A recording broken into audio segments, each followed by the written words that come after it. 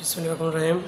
ষষ্ঠ শ্রেণীর সাধারণ গণিত বইয়ের 2.1 অনুশীলনীর 10 নম্বর অঙ্কের বিকল্প সমাধান নিয়ে আজকে হাজির হলাম। দেওয়া আছে পিতা ও পুত্র বয়স অনুপাত 14:3। মনে করি পিতার বয়স 14 বছর এবং পুত্রের বয়স 3 বছর। যেহেতু দেওয়া আছে পিতার বয়স 56 বছর, এখানে পিতার বয়স কত 14 বছর, তারপর প্রশ্ন মতে 14 সমান 56 লিখতে পারি, কারণ 14 কটা পিতার বয়স, 56টা কি পিতার বয়স। আচ্ছা, এখন কর সাথে 14টা কি গুণ আকার আছে, যেহেতু এই সাইডে গুণ আকার আছে তাহলে ওই সাইডে কী হবে, ভাগ হবে। কী হবে, ভাগ। তাহলে 14 দিয়ে 56 ভাগ দিলে কত হয়, 14 × 14 ষাট, 14 56। অতএব ক সমান কত 4। অতএব পুত্র বয়স 3 আমরা আগে ধরে নিছি যে পুত্র বয়স 3 বছর, তাহলে এই 3 আর ক সমান কত 4, তাহলে 3 4 কত 12 বছর। নির্ণয় পুত্র বয়স 12 বছর, উত্তর 12 বছর।